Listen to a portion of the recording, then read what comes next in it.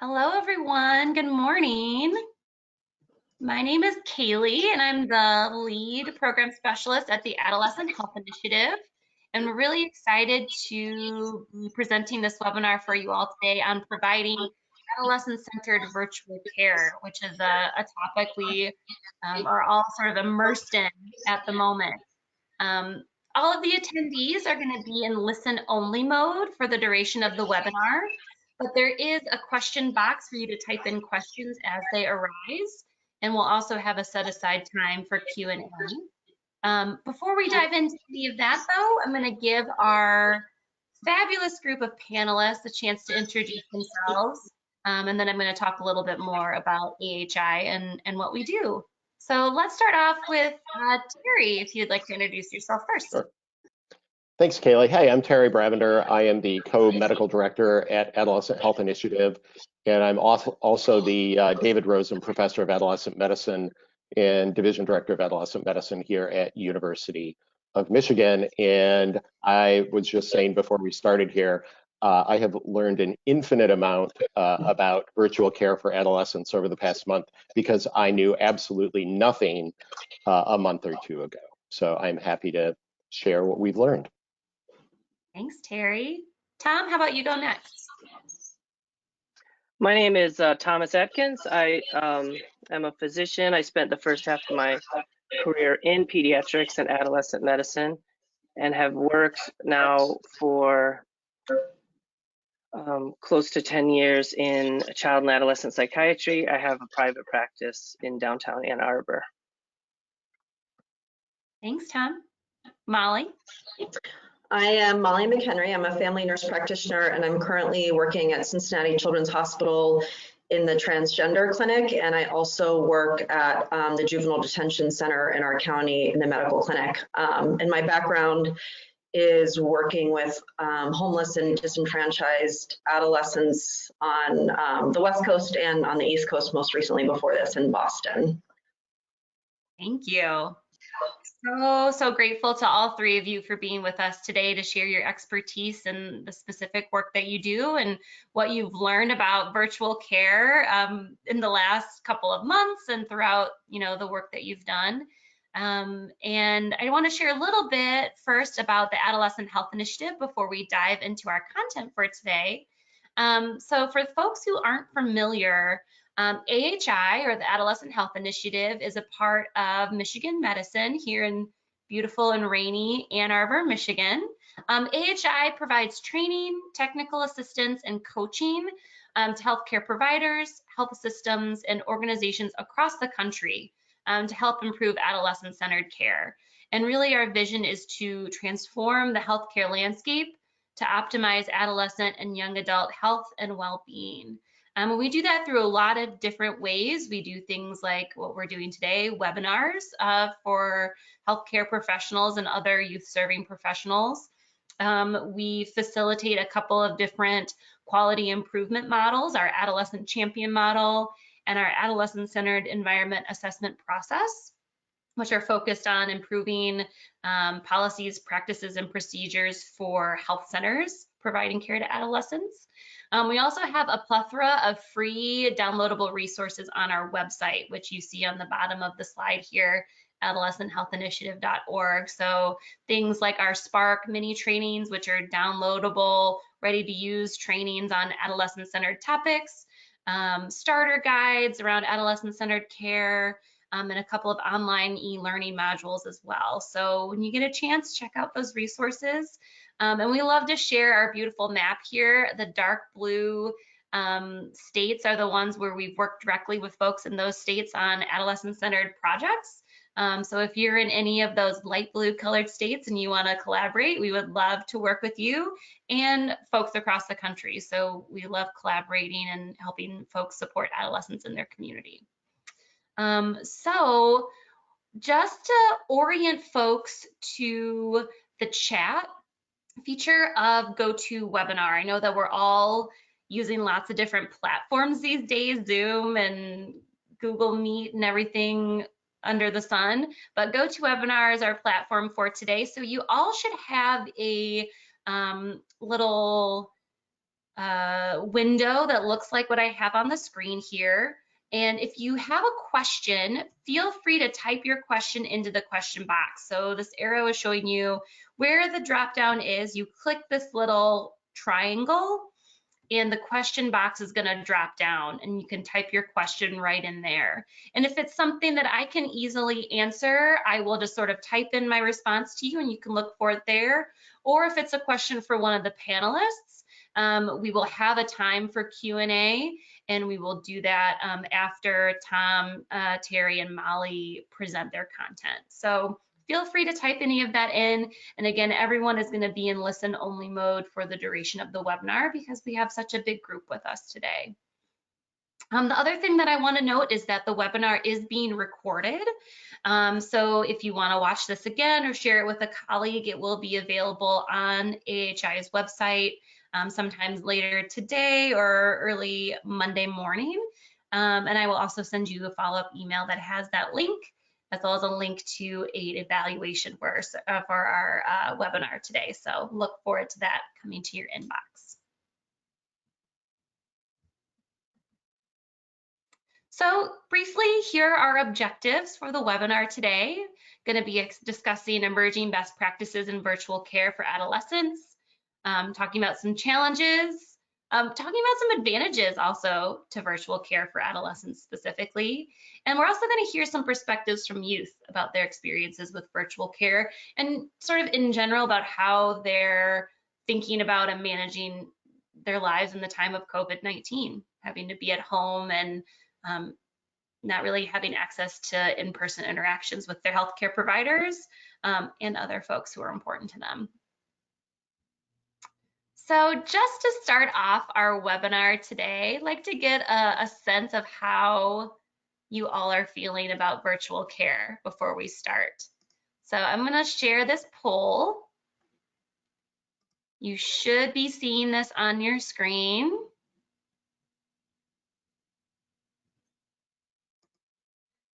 How are you feeling about providing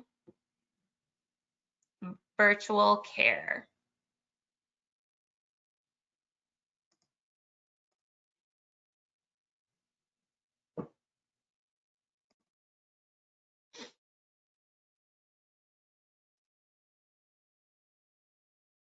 I'll leave this up for about another 30 seconds to see how folks are feeling.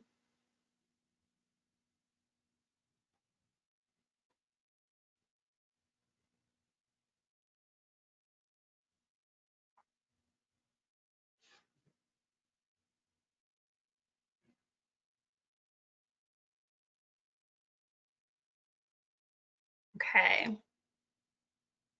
And I'm going to share your responses.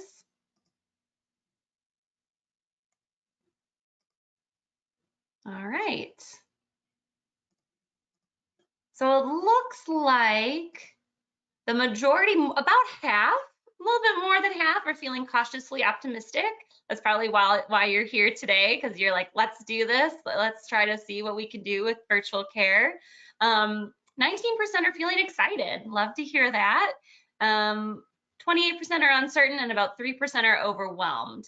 So none of these feelings are really mutually exclusive. So we might be overwhelmed and also maybe a little bit optimistic, but I'm glad that you're all here to tackle this virtual care issue with us.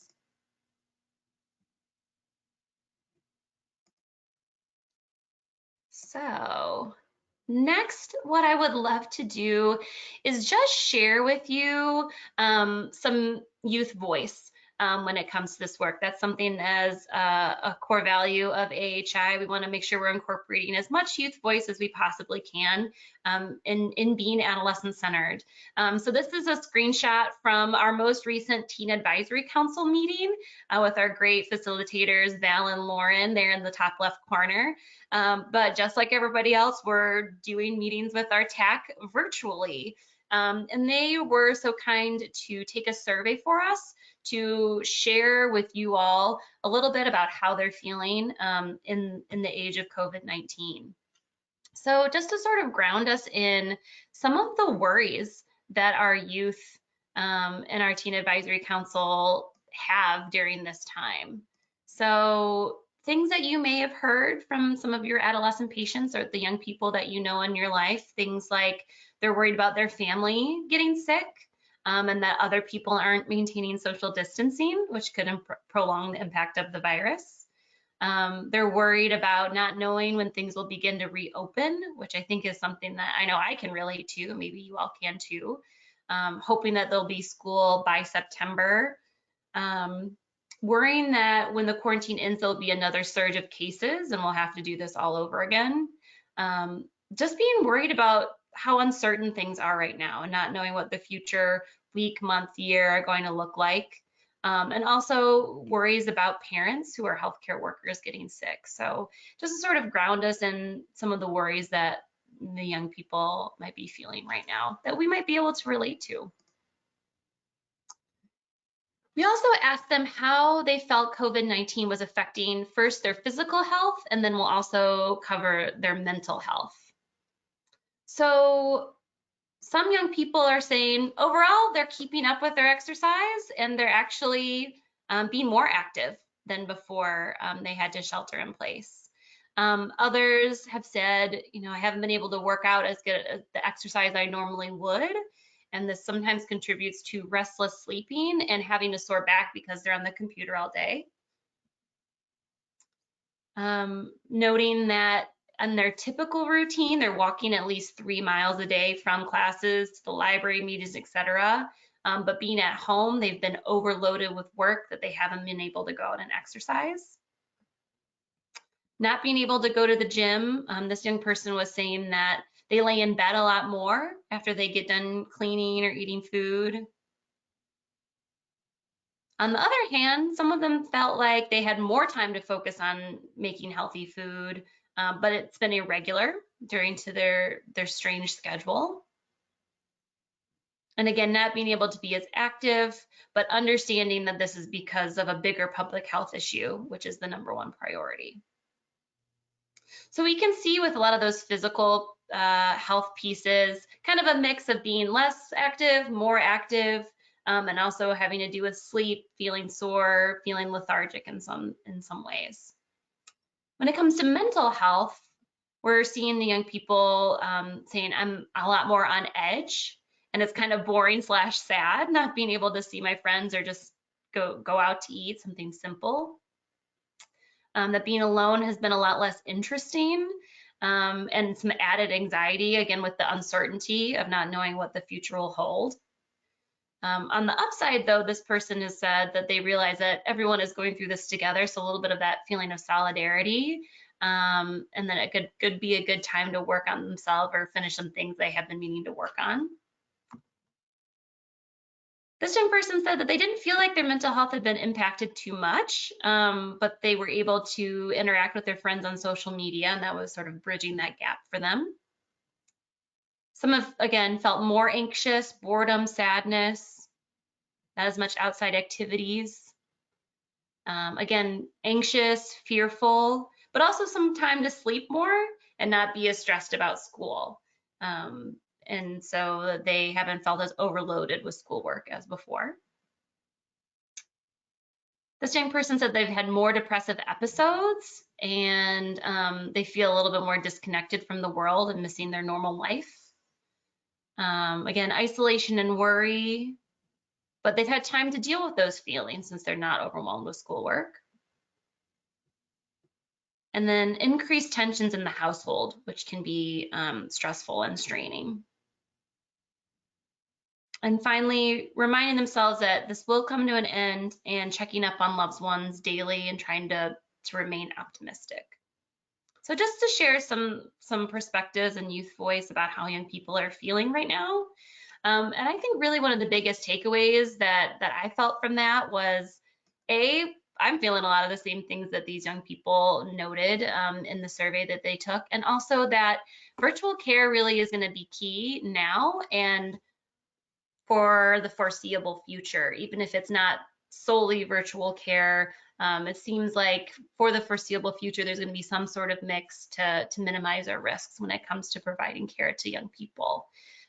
So with that, I'm I'm going to pass it over to Terry to talk a little bit about adolescents and telemedicine. Go for it, Terry. Right, thanks, Kaylee. So really, this is just, I'm going to talk about our approach that we've used here at the University of Michigan, and a little bit about what we've learned about what works and what doesn't. So if you could go to the next slide. All right, so the overview of my brief, just a few minutes here, a little bit about the growth of telemedicine that we've seen really rapidly, and then but telemedicine means not just video visits, which is what we usually think about, but we can't forget about phone visits. We are a university with many, many learners. I'm going to talk about how we've been able to integrate learners into our environment. And then just a little bit at the end about asynchronous visits, which some groups are using and we may see more of in the future. So just to get very basic, the definition of telemedicine is the use of telecommunication technology to connect a patient with a healthcare professional in a different location. Way back in the day, it seems like an eternity ago, encouraging telehealth was a key component of the Affordable Care Act, and many people will remember the meaningful use money that was available to practices in order to enhance patient communication through electronic medical records, and telehealth was a piece of that.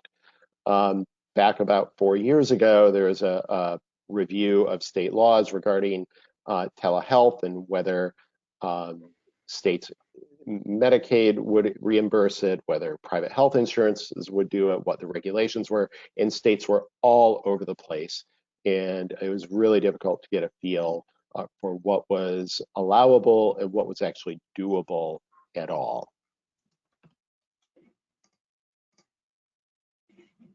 And this is a review from a couple of years ago, looking at one very large private health group that was encouraging telemedicine.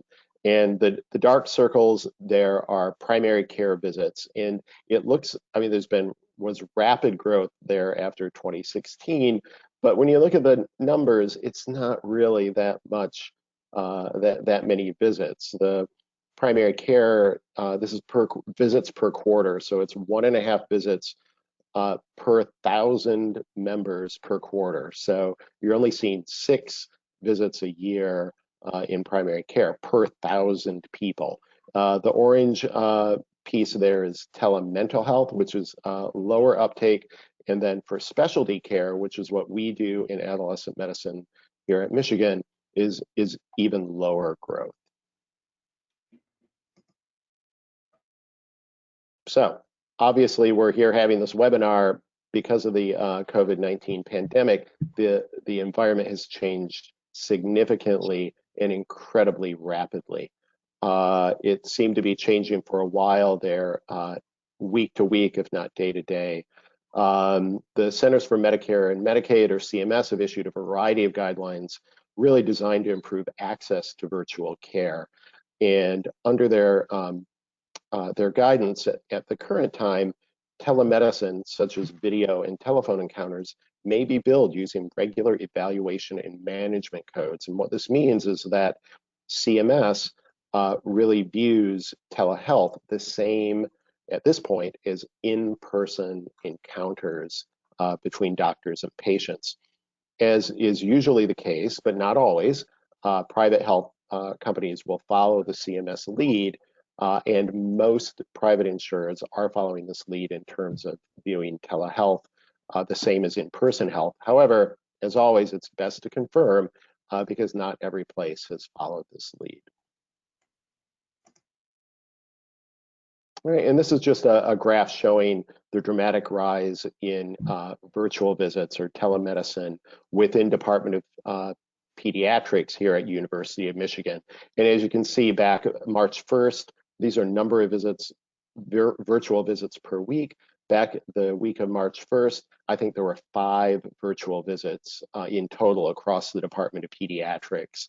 And we're up, at the end of April, we were up to about 1,200 virtual visits per year. this sort of growth, we were fortunate enough to have a virtual care team in the health system that had a plan for increasing the number of virtual visits over the next 1 to 2 years. And that team was able to put a lot of work into this and get 2 years of growth all within really about 2 weeks. So we've seen really a dramatic increase in this. All right, so when I say video visits, there are lots of ways to do video visits. The default at our institution is to use the video visits that are integrated within our electronic medical record, which, like many large systems in the country, is based on Epic. And Epic has also been able to integrate in their virtual or their video visit capability really rapidly. At the beginning of this, we were using some alternative video conferencing platforms, and the approach was really to see patients as best we could and meeting patients where they were. So whether that was through BlueJean or Zoom or even FaceTime, we were encouraged to do that. The preference still remains electronic medical record platform. That's the tends to be the most secure, but certainly lots of people are using other secure platforms. Don't forget about telephone appointments. We'll talk about that, and then we'll talk about asynchronous appointments at the end. All right. So the drawback to doing this through Epic or other medical records is that patients need to have portal access, meaning they need to be able to access their own medical records from home. At our institution, if you're under 11, parents just have proxy access. Parents can access their baby's immunization records and schedule their childhood well visits. Starting at age 11 here at Michigan, the proxy access is automatically suspended. And in the past, that could be reinstated if the teenager gave parent permission to have proxy access. Teens could also request independent portal access, but that required their individual provider to approve it, that the teen could, I guess, handle that responsibility. And of course, once you turn 18, you have independent access on your own, and you can still allow parent or anyone else to have proxy access, but the default goes to the individual at age 18. With the urgency of COVID-19, we actually put in place that parents were granted expedited proxy access. So we expanded that past age 11 and really rapidly allowed that, balancing out the issues with confidentiality problems with the urgency of needing to grant access. So what are the potential downsides of parent proxy access? Well, parents are able to see upcoming and prior appointments, the diagnoses associated with those appointments, and test results. So we're in this transition phase right now, and hopefully in the next month or two, we'll be able to designate certain appointments and lab test results as being confidential, and so they will not be observed by proxies. So if you're seeing a patient for a virtual visit for anything you want to maintain confidentiality for, or if you're doing confidential lab tests, you can check a box for confidential, and proxies, whoever they are, won't be able to view those. One other issue as part of that, the Affordable Care Act encouragement of meaningful use was allowing open notes. So University of Michigan allows open notes. That means patients in general can view all their medical records, including physician notes for each encounter. However, by default, appointments in adolescent medicine, general pediatrics, psychiatry, psychology, and gynecology are not part of the open note system. So even if patients have portal access or proxies, nobody can see the notes, and those maintain confidentiality. Right. So once a patient has portal access, they're signed up for a video visit.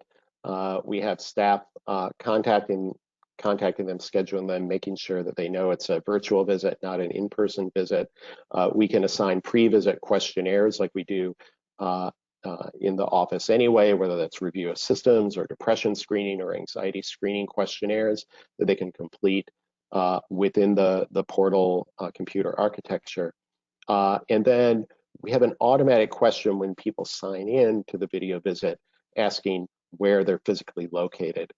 So that means the requirement for us is that you be in the state of Michigan. And there's been other guidelines, and it gets a little bit complicated. CMS has recommended that virtual visits be able to be done across state lines, and some state medical boards will allow that and have offered reciprocity with other state licensing boards. Some states have not. And so our practice is that if you're in a different state, you can't do a virtual visit because that would be essentially practicing medicine without a license if you don't hold a license in Florida. Just practically, patients can join the video visit up to a half an hour before the appointment. Certainly had patients who will sit there in the virtual room for a half hour before, making sure they're on time, and they can still sign in about up to 2 hours afterwards. I've never had anybody sign in super late, and we'll get to timing in a minute on that. All right, flow of it, same as always. Greet the patient, provide an overview. I always ask who's in the room with them and if they have access to a private space. I do suggest to the patients that they use headphones or earbuds with a microphone, just like we do for these webinars, because it's easier to hear, you get less feedback, and it tends to be more private.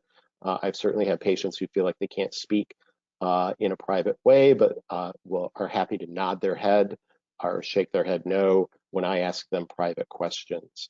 Always ask what their goals are for the appointment. And I do say, I'd like to speak with you alone if you can find a private space. And patients are happy to either leave the room or ask a parent to leave the room. And then, if possible, obviously bring the parent back in. This has actually resulted in me having kind of a tour of some of my patients' apartments and houses as they walk around looking for the parent. Right. Staying on time is really crucial, and it feels much different, I think, to be waiting for a virtual visit to start. And I think everybody on the webinar here has had that experience. If you have a virtual Zoom meeting and somebody is 2 minutes late, that feels kind of ridiculous. But if you're 1 or 2 minutes late to an in-person meeting, we kind of get that and expect that. Same thing with these visits. You got to stay on time because it feels like a different expectation virtually than in person. That can be difficult, especially if there are technology problems and patients' Wi-Fi may fade in and out, or they may have trouble signing on. So it's just something to be aware of. And if there are technology problems, don't forget phone visits, which we can always follow up on. And if patients don't sign in to their video visit the way they're supposed to, our standard practice is to call the patient on the phone to see if they forgot about it or if they're having technology problems, and then we'll just transition that video visit to a phone visit.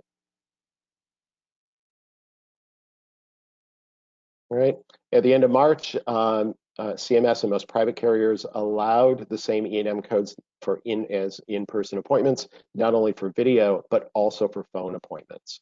Now, these phone appointments have to be scheduled as either new or follow-up appointments, and they can't be related to a previously billed visit. So this doesn't count for a phone call to provide lab results or follow-up from a visit within the past 7 days. And these are not really on-call telephone calls.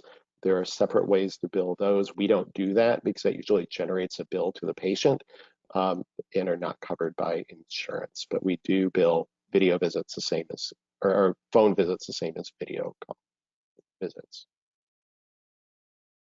Flow of phone calls similar to video. Phone visits may offer more privacy for the teens. They're not dependent on the internet connection.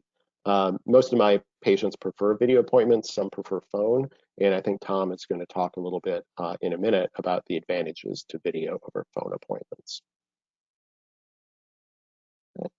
And then involving learners, we have residents and fellows in all of our clinics. And we just do these visits the same way that we do in-person appointments. All right, we go over the faculty, the clinic sessions with the learner, assign appropriate cases, and we just treat the video encounter like a virtual room. So learner goes in, does their history, talks to the patient, and then they excuse themselves, leave the video visit, ask the patient to stay there, call the faculty on the phone, sign out the patient, and then we enter the virtual room again, learner and faculty together. We use the same procedure for phone visits. We merge in three-way calling at the end of the appointments and finish up all together on the same phone call. If you're worried about, if you're doing this from home, you're worried about using your own cell phone number. If you don't want all your patients to have your cell phone number, there are a variety of apps available that can mask your home number and make it look like you're calling from your office. Right, and then very briefly, asynchronous visits. This really involves a detailed online questionnaire that patients can complete related to specific conditions to get medical advice.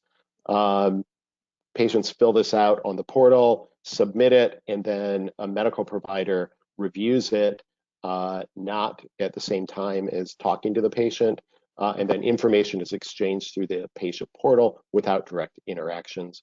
We're doing this in primary care. Dermatology is actually doing this too, where you can take a picture, I guess, of your mole and submit it, and then dermatology will take a look and give you their thoughts. So they're approved for very specific chief complaints. This is a list for adults, and you can go on to the next slide. There's another similar list for pediatrics, and you can go on to the next slide. All right, and CMS will reimburse for these types of visits. Private health carriers are less likely to reimburse for any of this. At our institution, the usual patient fee is $25. And I've had a number of teenagers who like this because they don't have to worry about actually having a phone call or a direct interaction. And it's almost like texting your provider, but using the portal. All right, and I think that's all I've got. I'll hand it over to Tom. Before you jump off, Terry, Yeah. there was a couple of questions that I'm wondering if you can answer that were specific for you. So the workflow that you described, besides learners, are there any other support staff involved in that workflow? So not directly at the time. So this is entirely provider run.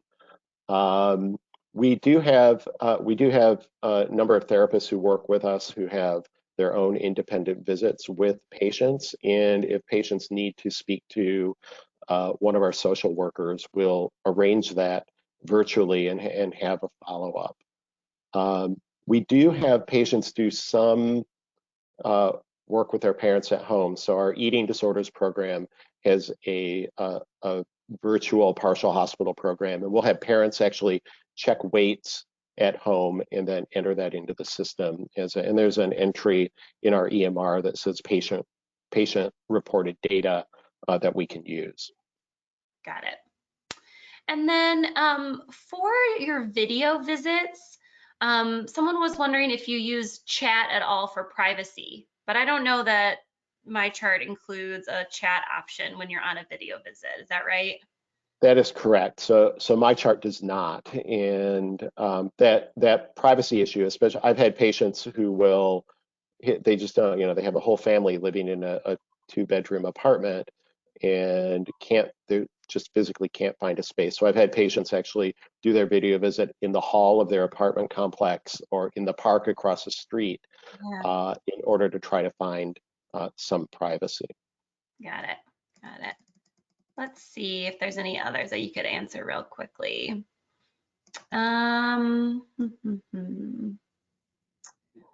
So sort of from going back to the beginning of your presentation, what type of care are the young people seeking? You're speaking to primary care, correct? And specialty?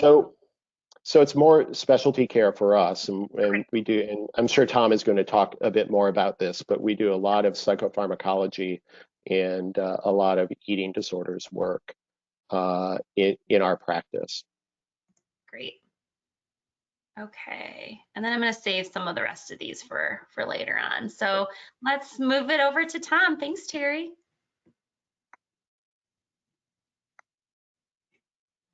Yeah, thank you for that, Terry. Just as a brief aside, I went to University of Michigan for medical school, and David Rosen was by far one of my favorite professors. So it was nice even just to see his name in your signature. So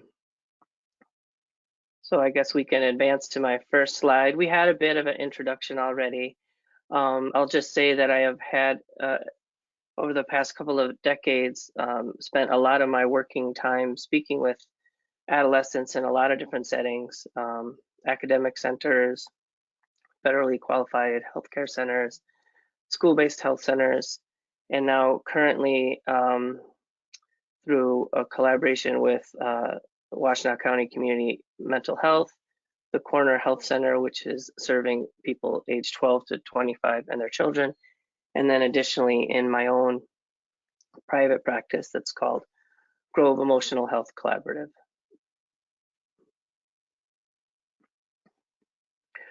So I think this is a nice pairing with Terry's talk, which did a great job of discussing what it's like for a large healthcare system to make this sort of adaptation.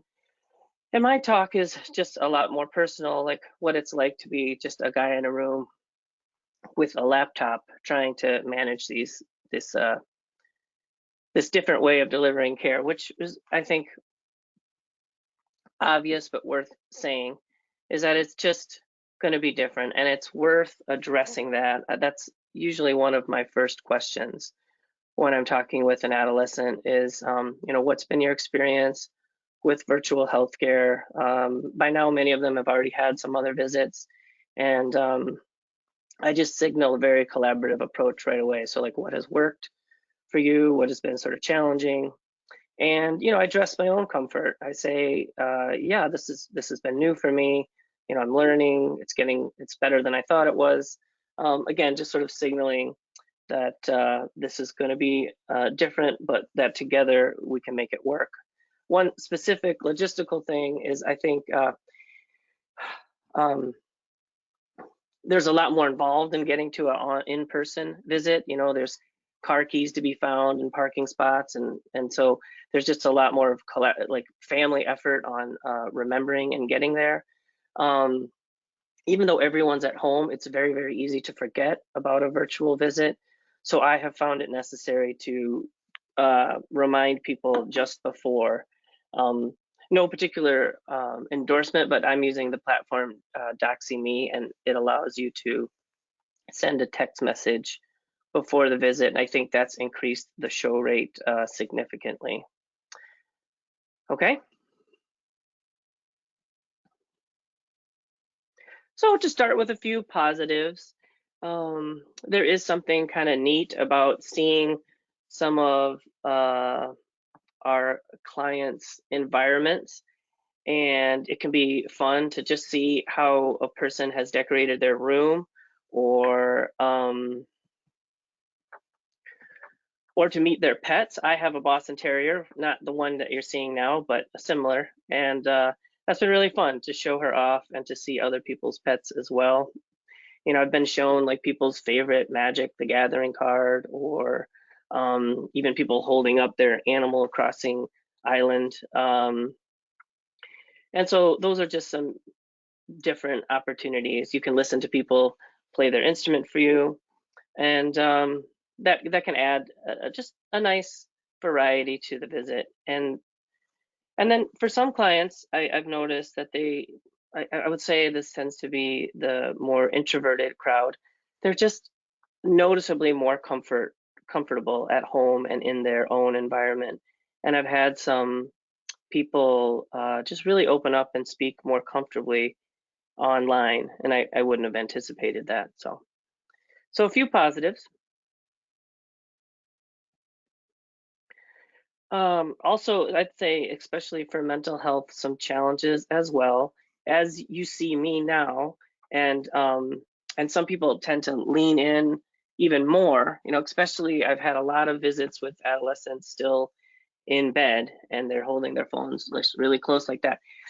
So you just have less nonverbal communication, and that can be something that sort of adds to the work of understanding people's emotional experience as they speak with you.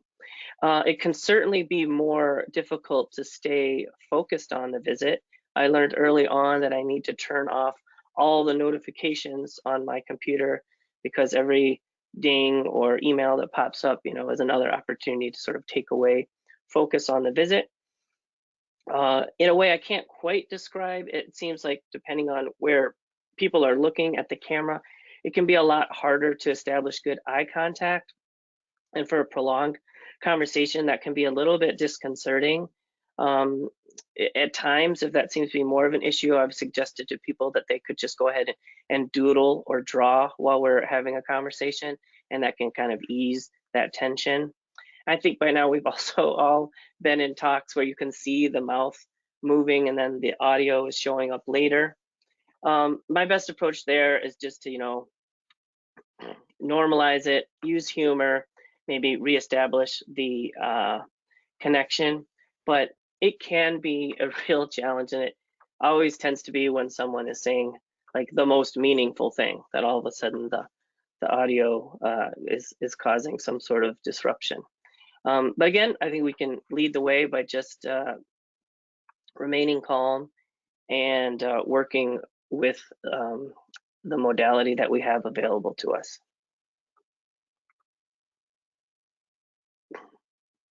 Yeah, Terry touched on some of this. I imagine Molly will as well. It's a core concern when you're working with adolescents, is to maintain their confidentiality on both ends. So I am sitting here speaking to you in just a room in my home where my kids are attempting to go to school. My wife is working full time, so I also wear headphones and have brought home a white noise machine from my clinic so that I can do what I can to prevent personal health information being shared on my end.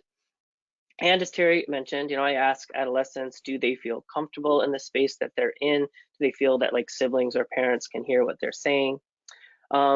Several adolescents, this was not my idea, have gone into the garage or into a car parked right outside where they're still getting a good web signal or internet signal. And there's just something very private about a smaller space inside of a car. So that's been a nice workaround occasionally. And then the corner that I referenced before serves a population that doesn't always have access to high-speed internet, so they have a telehealth room. And even though I'm remote, people can arrive at the clinic and be guaranteed, a good computer and high-speed internet access, so that we can have a high-quality visit.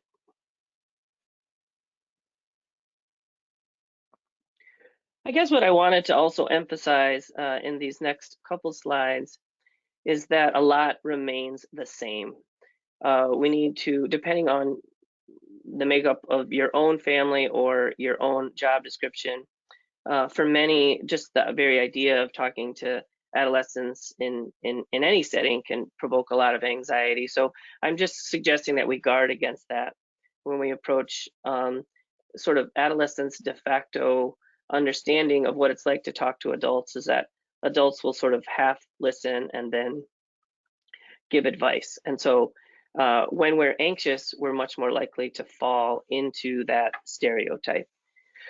I know that time is really precious in the healthcare system, but I am still going to argue that it's really valuable to establish some sort of alliance and relationship with the teens. Virtual medicine really lends itself to asking questions about like who are you living with. Many people have family members, like older siblings, that are back at home that maybe had not been there previously. There's a lot of rich ways to connect just by asking how they're occupying their time. Here, knowing just a little bit about adolescent culture is very helpful. I'll emphasize just a little bit, like the various platforms that people are using for video games, the fact that that there are different modes in Minecraft. You know, the most popular Netflix shows can be great openers and ways to connect. I judge a good visit with adolescents in one way, which is who was doing most of the talking. I think that adolescents, really, regardless of the chief complaint, are in real need of some non-judgmental, empathetic listening. I would also say that applies to adults, but we want to, I think we've created a safe space if the teen is talking more than we are. And although there is an assumption in a healthcare visit that some advice may be given, it doesn't hurt to ask first. And I think that really signals that we're aware of the core goal, developmental goal of adolescence, which is to establish independence. And it can just go a long way if you say, well, I hear you discussing this. Would it be okay if I gave you some advice?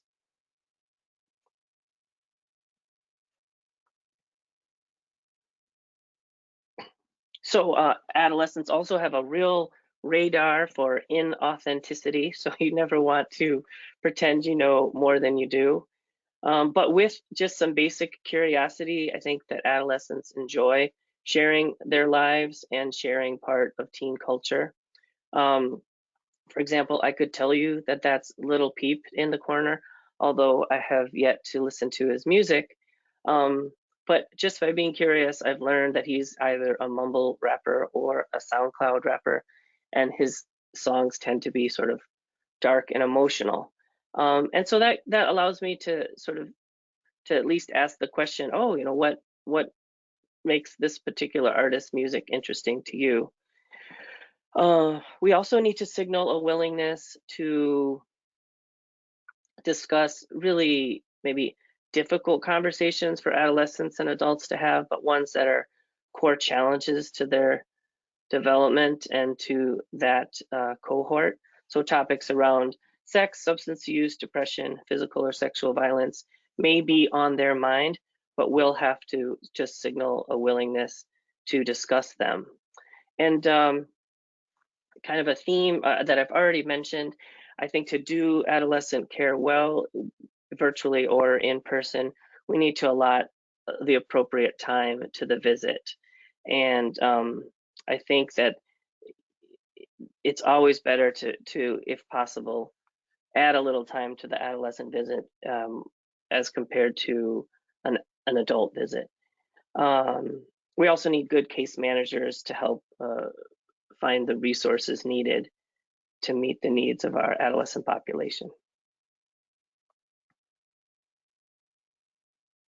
And then I'll just end with a couple of unique aspects when you're providing mental health through video conferencing.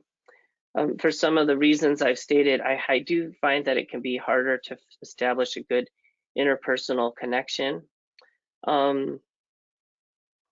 A core principle as a mental health provider is to take an empathetic stance, but to be really empathetic to a situation, you need perspective. You need to be somewhat removed from what's being described. And that is a challenge now because we as providers are immersed in the very same stressors that our clients are dealing with.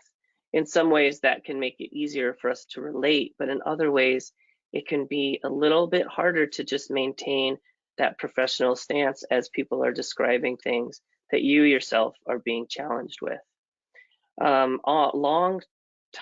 Long-term, meaning many hours in the day on video conferencing, I think people are starting to recognize that it's fatiguing in a way that in-person work isn't. You know, there's less room for just, even as I was doing there, you know, you're just much more aware of slight shifting around, and so you're staying more still, you're focusing on a small screen. And so as providers, we need to also have permission to take care of ourselves, and at times decreasing the frequency of visits or the length of the visit can be really helpful in sustaining your ability to work. Also, the way that we work with clients may change a little bit. As people's stress levels rise, their ability to be really insightful about their motivations may lessen. And I've had adolescents be more open and even requesting more behavioral advice. Even things like how can I create a schedule for my day? All of my cues, like peers and school and teachers, have been taken from me. So people are also looking, I think, for a little bit more of a, not across the board, but often a behavioral approach when they're interacting with their mental health care provider. I think that's the bulk of what I wanted to share, and I'm happy to take some questions when that's appropriate. Thanks so much, Tom. And before I throw it over to Molly, one quick question that maybe you can answer. Do you recommend longer time slots for video visits versus your in-person visits? No, I certainly haven't used longer visits. My times have been the same. And then, as I mentioned, for a few people, I've actually shortened the visit. Mm-hmm. And just quickly, Terry, how about you? Do you do your visits any longer for your staff? Nope, they're the same schedule as we use for in-person visits. And like Tom, sometimes things go by quicker than they do in person, but we maintain the same schedule. Got it. Thank you. Well, let's throw it over now to Molly. Hello. Hi.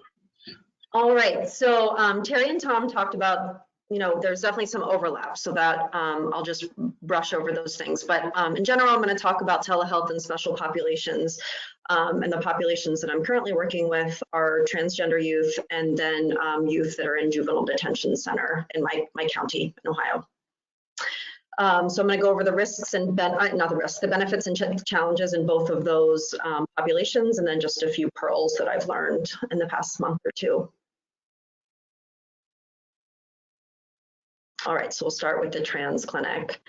So just in general, a little overview of the clinic. We have about 1,500 patients, age roughly from 5 to 25. So that's like a very wide developmental age. A third of our patients are natal male, so they're trans female identified. And then 2/3 are natal female, so they're trans male identified. High rate of mental health issues. We're often managing their psych meds as well as managing their dysphoria and potentially hormones. And we cover a large catchment area because what we do is still kind of specialized. So we're seeing kids from Ohio, Kentucky, Indiana, West Virginia, Tennessee, and sometimes states beyond that also. Really complex family dynamics in our population for the most part, and there are 3 medical providers in the clinic currently. So Terry and Tom talked about this, and there is some overlap. So the benefits, my trans kids tend to have a lot of social anxiety at school because, even going to the bathroom creates a lot of emotional and logistical challenges, potentially getting bullied in whatever bathroom they use, and just in general feeling very different from their cohort. So having a break from that, I think, feels good for a lot of my patients, and having a break from even coming to the visit.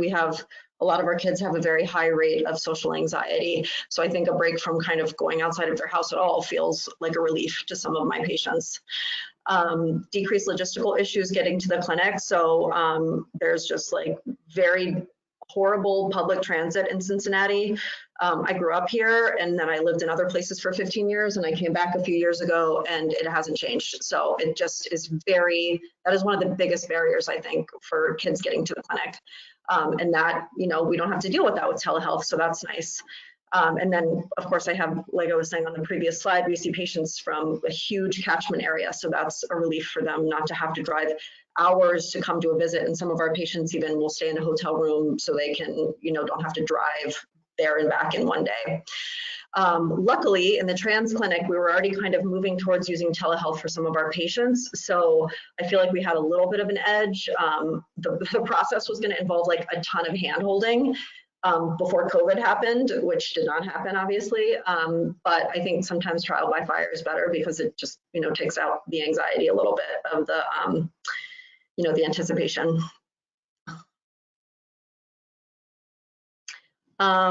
Challenges, so definitely Terry and Tom talked about this. Some of my patients don't have computer access, they don't have Wi-Fi access, increased anxiety and depression, financial stress, both of, my younger patients and their families, watching their parents struggle, and then also my young adult patients who are, not working or furloughed or lost their jobs. A lot of our patients are now spending a lot more time with unsupportive parents and potentially siblings than they usually do, who are not using the right name, not using the right pronouns, and that, has some definite result, has some bad effects on mental health.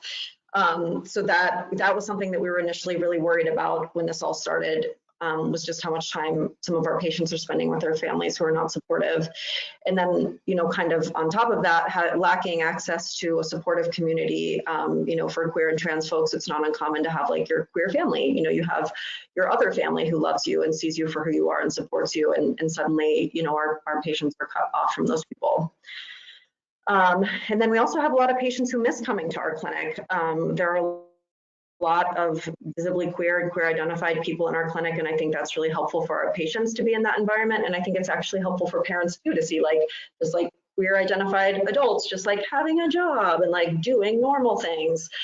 So I think that is hard on our patients right now. So dysphoria is the word that we use. Gender dysphoria is the term that we use to talk about kind of the stress that transgender people feel within their gender assigned at birth. And a lot of my patients have a hard time seeing images of themselves. So doing video calls can be hard. So definitely, if I'm doing a video call and somebody tells me that they're having a hard time seeing their image, I will either, we'll have a check-in, and then, if they want to turn their video off, or I just end it and call them on the phone, just to make them as comfortable as possible. And then finding the right platform, we've all kind of talked about that, because in the trans clinic, there's a lot of, can be a lot of family stress and a lot of mental health histories and diagnoses.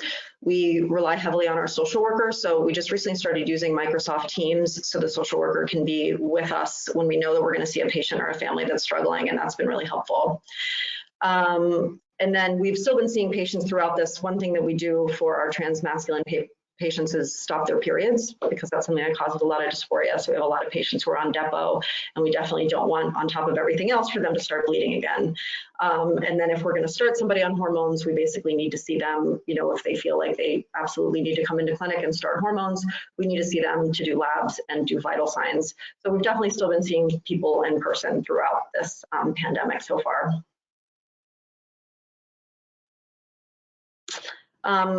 People talked about all of these things, using headphones, leaving the room, close the door. So initially when I started doing telehealth 6 weeks ago, I was really scrutinizing if I thought my patient really had privacy or not. I was like, wait, are you really? I feel like I can see your mom in the other room. I don't know if that's private. But then I just realized that I had to trust my patients to decide what level of privacy they're comfortable with, and just say, do you feel like you're in a private space? And if they say yes, I'm going to trust them. Because, I think Terry was saying before, it's hard to find privacy. And if it's really up to the patient what they feel like, if their parents might overhear them, I feel like that's up to their discretion to decide. So that's the only thing I'll add on that slide. And then telehealth in juvenile detention, which is a whole other ball of wax. So right now in our juvenile detention, we have about 40 to 50 residents, which is weirdly down from 120 pre-COVID. And kind of the conversation we're all having is, if it's safe to only have 40 patients in juvie right now, can it always be? Can the kids who aren't being held, if it's safe for them to go home on house arrest, can that always be the case? So, and I think that's kind of a national discussion that's happening about juvenile detentions, because so many of them, I think the national average is their juvenile detentions are down about 1/3 residents, because they're doing things differently because of the pandemic. And it's kind of well, maybe we can always do these things differently, so there are fewer kids in a detention center. Ages in general are 11 to 21, mostly male, high rate of trauma history among the residents, high rate of mental health diagnoses, complex family dynamics, a lot of kids who are not being raised by their biological parents, a lot of kids who come in and out of foster care, and there are currently 5 medical providers and 1 psychiatrist. So benefits of doing telehealth, which really only means talking over the phone because there's no access to computers. So really the only benefit is like maybe we're decreasing the spread of COVID inside juvenile detention. And I can't think of any other benefits for these young people not to have less mobility than they did prior to COVID while in juvenile detention. So I don't know if anybody on the call has worked in a locked facility, but for many kids in juvie, coming down to the clinic is a time where they don't have to have like a facade of toughness. And I definitely, you know, I'll have a patient come down just to like talk about a rash, and I'll pull the curtain, and I always start by asking how they're doing and if they feel safe on the unit. And many of them will just cry.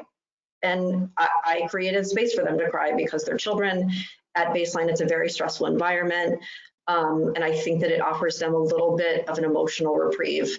And right now, they're not having that as much as they were before COVID.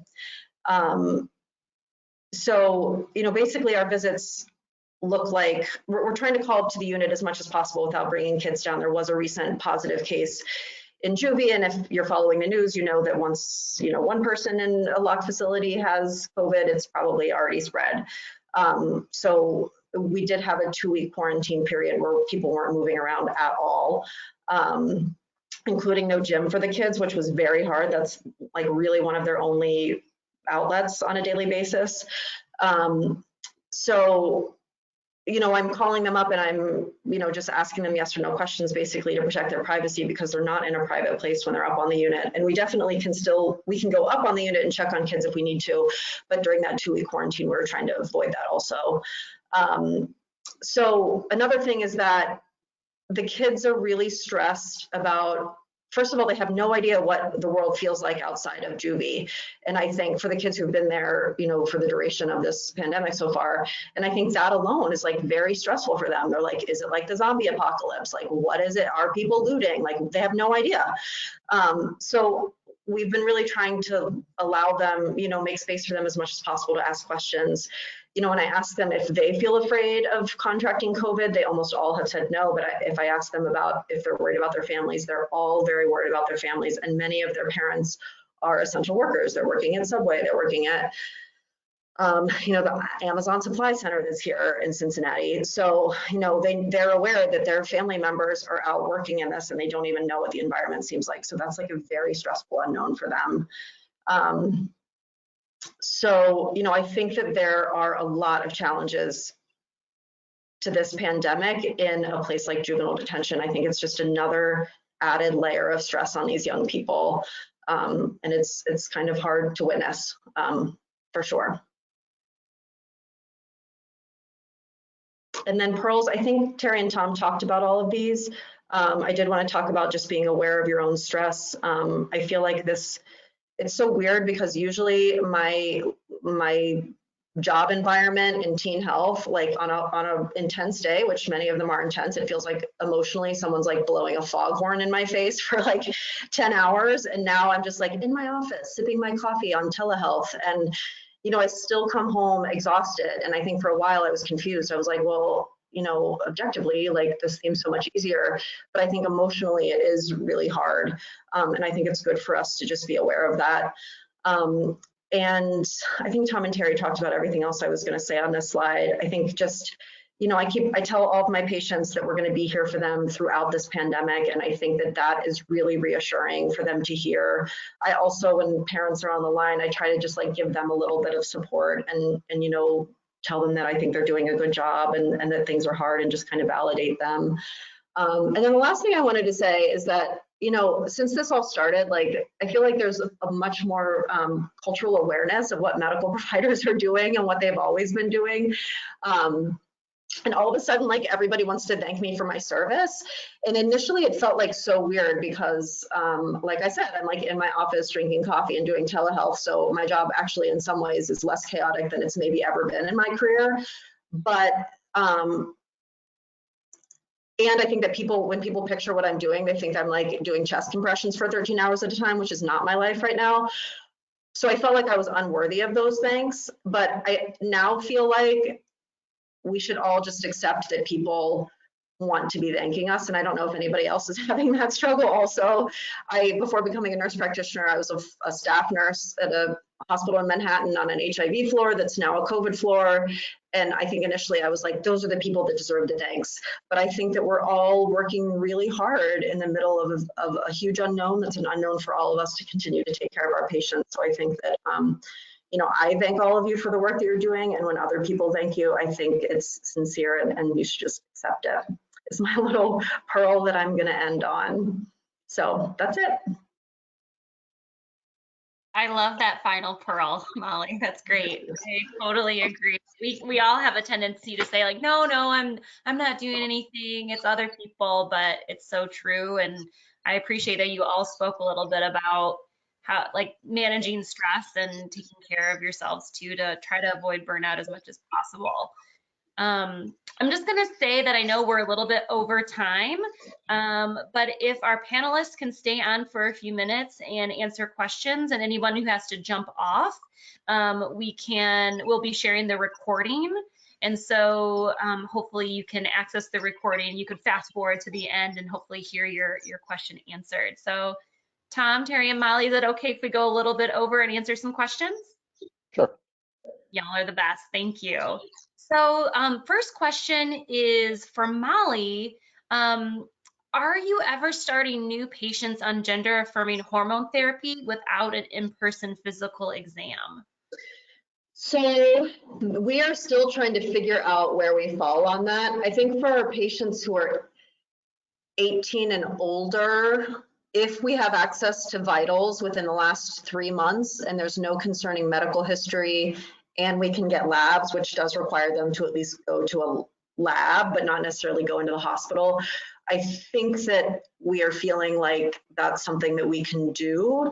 But, a lot of patients have not, had vitals in the last 3 months. So of the kids, of the new patients that I've seen, I don't think I have yet to start somebody on hormones that hasn't actually been seen. And actually a lot of the families are very adamant that they want to come in person. And I think it's because they really just need that psychosocial support. And, I always tell people that my family's in the trans clinic, it feels like they're like a sinking ship and I'm like a life raft. And like, I think that they really need that. And I think that that's hard to create over like a video visit, which is hard because I'll offer it. Like if that's what they want, I'm happy to do a video visit, but I really feel like it's a very scary time to ask families to come into a hospital. Like my clinic is in the hospital. So I really just try to be clear about all of that and let the families make a decision. Great, thank you. Well, this is a question for Tom. The question is, does it work for mental health to see a child 2 times in a week, but for shorter visits each time? Any experience with that?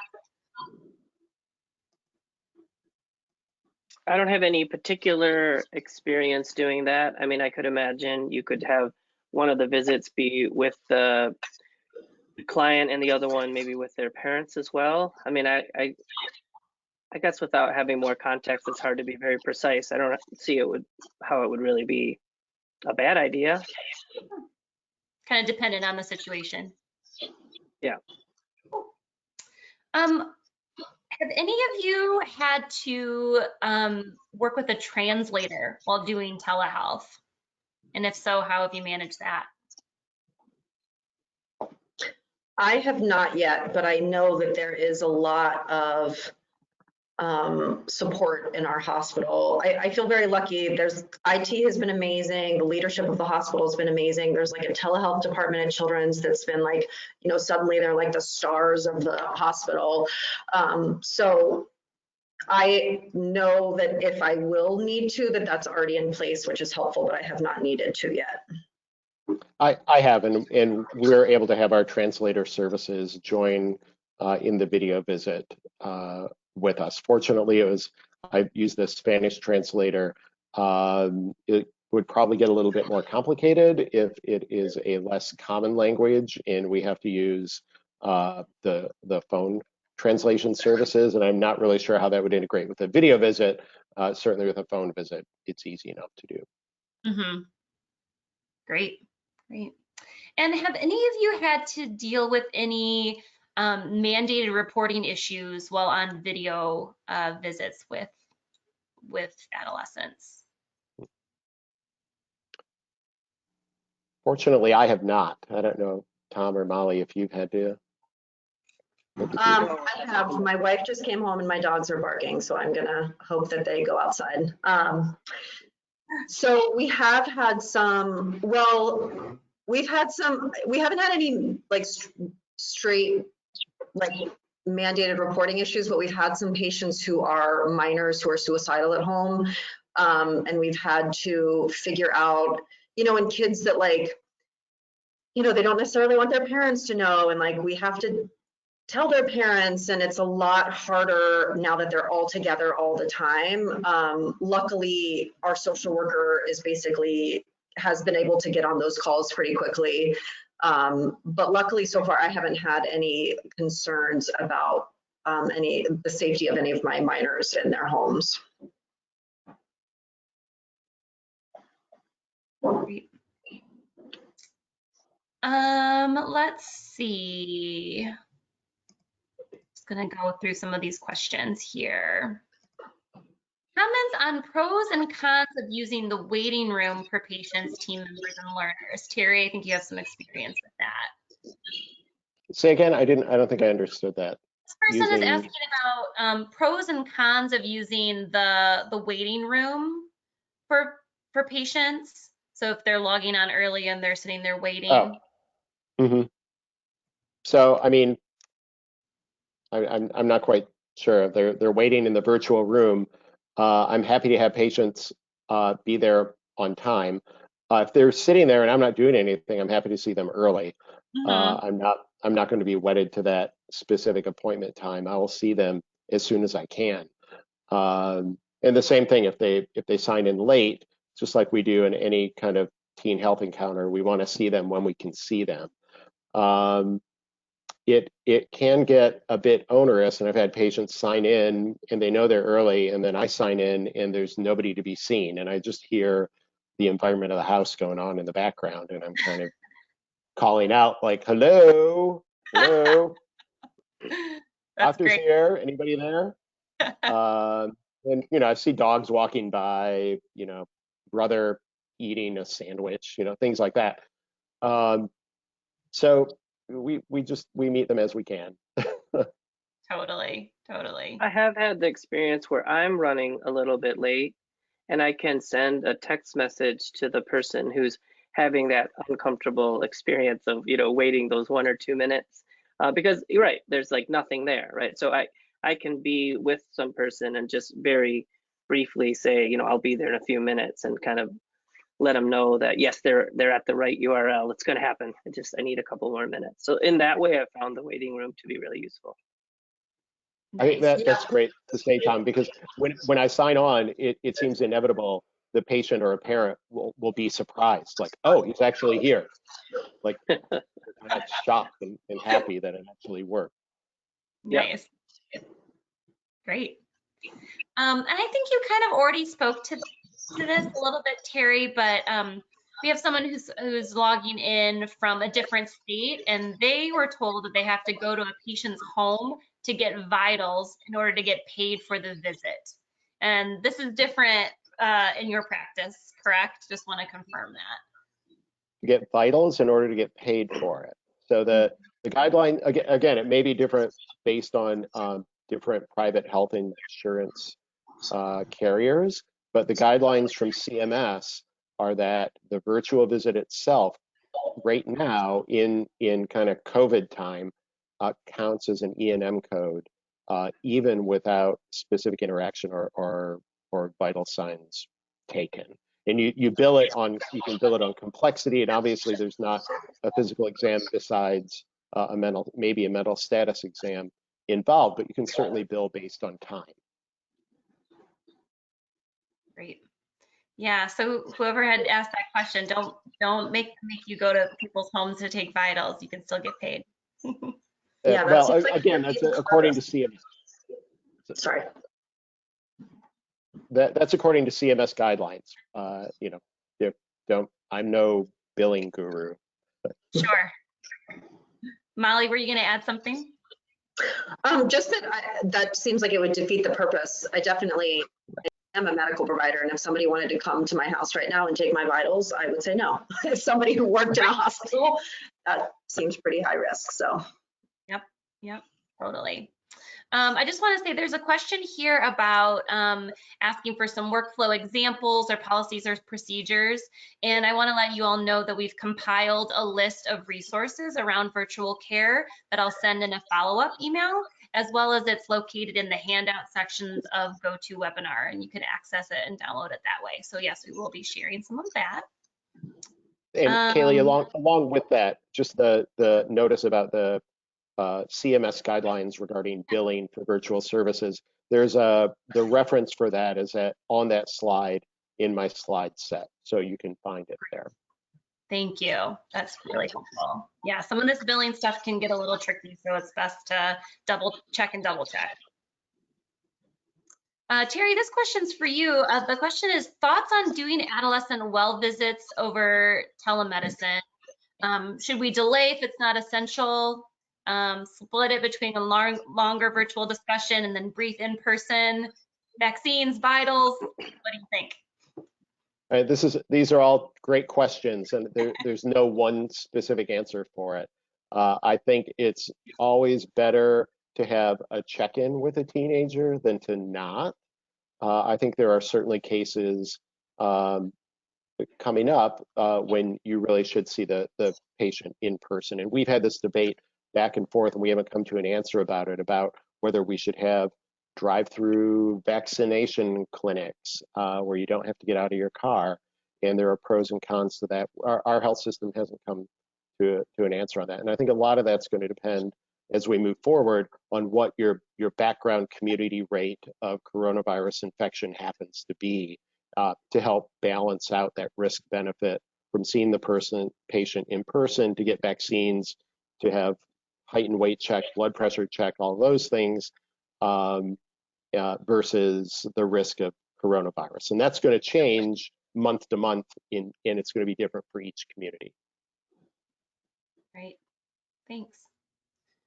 This question, I think, any of you could probably speak to this. Any thoughts on doing virtual group visits for adolescents? So group therapy or group like health education around contraceptive options. Any thoughts or experiences with doing anything with groups with the adolescents? Not that I've run, but I'm aware that there are like some harm reduction groups being offered at the corner clinic I mentioned. And I think that adolescents are really open to that. I mean, the opportunity to meet with peers while they're at home is something that I think generally they're even more comfortable with than I am. And so I think it's definitely worth pursuing. Go ahead, Molly. Sorry, Terry. I don't have any experience, but like Tom was saying, I think it's really beneficial for adolescents to have kind of group processing just where they are developmentally.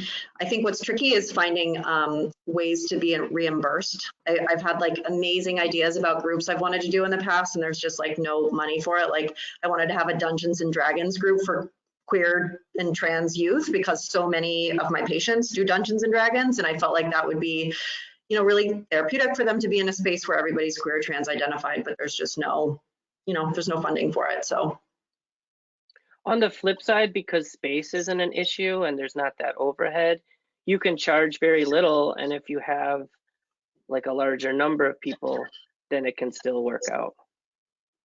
So our eating disorders program is running a virtual partial hospital program, and as part of that, we do have group therapy sessions for both the patients in the program and for their parents. So we use the Zoom platform and have had up to, I think, eight patients involved at a time.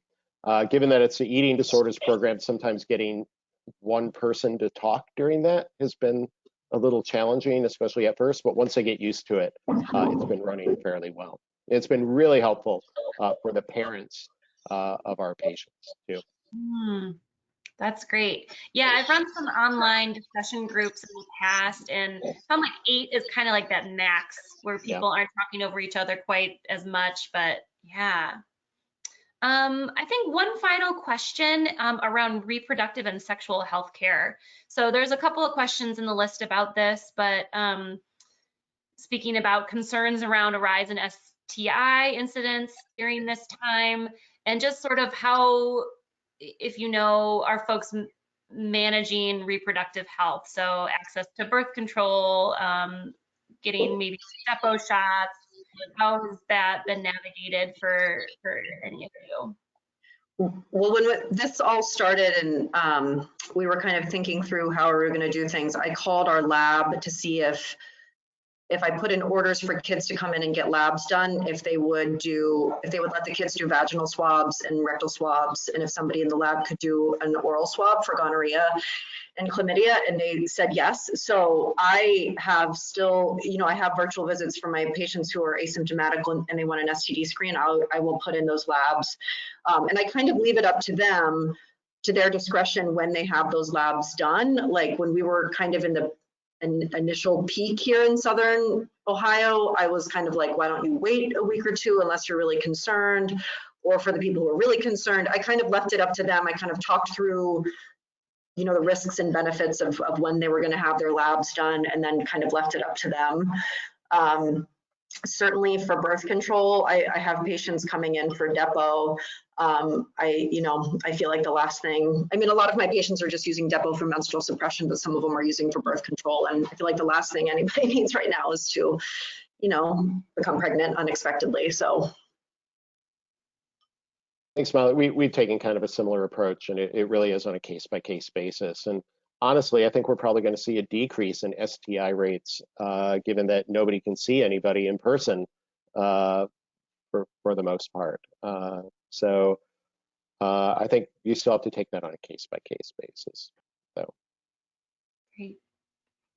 Thanks, you all. Thank you all so much. A lot of what I'm taking away from all 3 of you is really giving young people that informed consent around, here are your options, here's what we can do, here's the risks, and kind of help them make some of their own decisions and empower them. So I really liked hearing that theme throughout everything that all 3 of you said. Just as a reminder to everyone who's still on the line and still listening, all of the handout and the recording of the webinar are going to be available on our website. And folks, so Terry, Molly, and Tom, folks are chatting and saying, so helpful, thank you so much. So we really appreciate your insights.